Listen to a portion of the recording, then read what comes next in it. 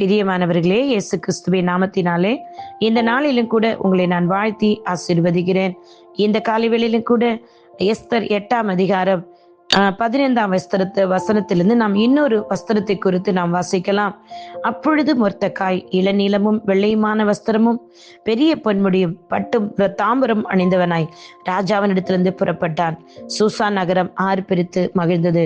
ஆமேன், அல்லேலூயா, ஸ்தோத்திரம். எனக்கு அருமையானவர்களே, இங்கே எஸ்தர் என்னும் யூத பெண் தன் ஜனங்களிடம் கொண்டிருந்த பேரன்பினால் யூத ஜனம் தங்கள் விரோதிகளால் அழிக்கப்படாதவர் மிகுந்த தைரியத்துடனும் அவள் என்ன பண்றா, ராஜாவின் முன்னே போய் நின்று தன்னுடைய இனத்தார்களுக்காக அவள் போராடி கொண்டிருக்கிறார். அருமையானவர்களே, ஒரு பெண் தேவனிடத்தில் மட்டுமல்ல மனிதர்களுக்கு முன்பாக போய் தைரியமாய் நின்றபடினா அங்கே அவள் 3 நாள் உபவாசித்து ஜெபித்த பிறகு ராஜாவுக்கு முன்னாலே போய் நின்றபடினா, இங்கே ஆமான் எந்த இடத்தில் ராஜாவுக்கு முன்னாலே இருந்தானோ அந்த ஆமான் அந்த இடத்துல இருந்து தூக்கி போடப்பட்டது இல்லாமல் அவன் தூக்கில் இடப்பட்டானுங்க. தூக்கி போடப்பட்டவன் மட்டும் இல்ல, தூக்கிலும் இடப்பட்டான். அப்படிப்பட்ட தூக்கிலிடப்பட்ட பிறகு இங்கே தேவனாகிய கர்த்தர் மொர்தெகாய் என்றால் பரிசுத்தமானவன், அதி பரிசுத்தமான வெள்ளை போலம் என்று அர்த்தம். இந்த மொர்தெகாய்க்கு ராஜ சமூகத்திலிருந்து நீலையும் வெள்ளையுமான ராஜ வஸ்திரம் கிடைக்குதுங்க. இன்றைக்கும் இதே போலதான் நீங்க சில இடங்களுக்குள் போக முடியாதபடி, சில இடங்கள் ப்ரமோஷன் காத்திருப்பீங்க, அது கிடைக்க கூடாதபடி உங்களுக்கு விரோதமா சில ஆமான்கள் இருக்கலாம். நான் சொல்றேன், உங்க வீட்டில் இருக்க சகோதரிகளோ தாய்மார்களோ பெண்களோ உங்களுக்காக உபவாசித்து செபிக்கும் பொழுது நிச்சயமாக என் தேவன் இதே மொர்தெகாய்க்கு எப்படி இந்த ராஜவஸ்திரம் கிடைத்து அவன் அங்கிருந்து என்ன செய்கிறானா, ராஜாவிடத்திலிருந்து புறப்பட்டான். சூசான் நகரம் ஆர்ப்பரித்து மகிழ்ந்ததுங்க. இன்றைக்கு இந்த வசனத்தை கேட்கிறவர்கள், நீங்க காத்திருக்கிற அந்த காத்திருப்பு வீணாய் போகாது.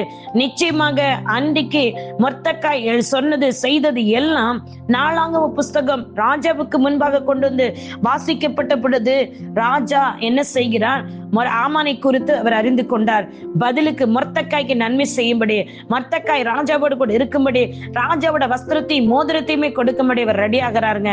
இன்றைக்கு நீங்கள் தேசத்தில் நன்மை விதைப்பீர்கள் என்றார், நீங்கள் இருக்கிற இடத்தில் நன்மை செய்வீர்கள் என்றார், வீட்டுக்கு நன்மை, தேசத்துக்கு நன்மை, சபைக்கு நன்மை, எங்கே உங்களை வைத்திருக்கிறார்களோ உங்க கம்பெனிக்கு நன்மை செய்வீர்கள் என்றார், நிச்சயமாக என் தேவனாய் கர்த்தர் உங்களுக்காக பேசுவார். உங்களுடைய மனைவி சகோதரிகள் யார் உபவாசித்து ஜெபித்தாலும் அந்த ஜெபம் கேட்கப்பட்டு இந்த வார்த்தையின்படி விசுவாசித்து உங்கள் மேல இருக்கிற தரக்குறைவான வஸ்திரங்க, பிஏங்கிற வஸ்திரங்க, செக்யூரிட்டிங்கிற வஸ்திரங்க, தேவையில்லாத வஸ்திரங்கள் எல்லாம் எடுத்து போடப்பட்டு இன்னைக்கு உங்களுக்கு ப்ரமோஷன்ங்கிற வஸ்திரத்தை என் கர்த்தர் கொடுக்கிறார்.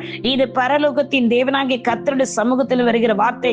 இந்த வஸ்திரங்களை பெற்றுக்கொண்டேன் என்று விசுவாசிப்பீர்கள் என்றால் நிச்சயமாக முடிவுண்டு ஒரு நம்பிக்கை வீண் போகாதுங்க. இந்த வஸ்திரத்தை அணிந்து கொண்டவர்களாக மற்றவர்கள் பார்க்கும்படியாக இந்த நாட்கள் தேவன் உங்களை ஆசீர்வதித்து உங்க தலையை உயர்த்த போகிறாருங்க. நீங்க வெட்கப்பட்ட இடத்துல, ஆமா, மொர்தெகாய் கீழே உட்கார்ந்திருந்தான் வேதம் வாசிக்கிறோம், வெளியே உட்கார்ந்திருந்தான்னு சொல்லி வெளியே உட்கார்ந்திருந்த உங்களை கர்த்தர் வெளிப்பட செய்ய போகிறார். ஒரு ராஜ கம்பீரத்தோடு, ராஜாவோட மகனாக, ப்ரமோஷனோடு, உயர்வான பதவிகளோடு, எல்லா ஆசீர்வாதங்களோடு உங்களை புறப்பட செய்ய போகிறாருங்க. கர்த்தர் இந்த வார்த்தையின்படி உங்களை ஆசீர்வதிப்பாராக. இயேசு கிறிஸ்து நாமத்தில் பிதாவே, இந்த வஸ்திரம் எல்லா சகோதரர்களுக்கும், எல்லா தகப்பன்மார்களுக்கு, எல்லா வாலிப பிள்ளைகளுக்கு கிடைக்கட்டும் இயேசுப்பா. கர்த்தாவே, வேலை இல்லைங்கிற அழுக்கு வஸ்திரம் மாற்றப்பட்டு வேலைங்கிற வஸ்திரம் கிடைக்கட்டும் கர்த்தாவே. அப்பா, இந்த பிள்ளைகள் ஒவ்வொருவருக்கும் ப்ரமோஷன் வஸ்திரம் கிடைக்கட்டும் இயேசுப்பா. யோசேப்பின் வஸ்திரம் கிடைக்கட்டும் இயேசுவின் நாமத்தினால. தொடர்ந்து இந்த பிள்ளைகளை இந்த வார்த்தையின் மூலம் ஆசீர்வதிப்பீராக இயேசுவின் நாமத்தில் பிதாவே. ஆமேன், ஆமேன், ஆமேன். God bless you all. உங்களுடைய சகோதரி வாஞ்சி ஷீலா ரொசாரியோ. ஆமேன்.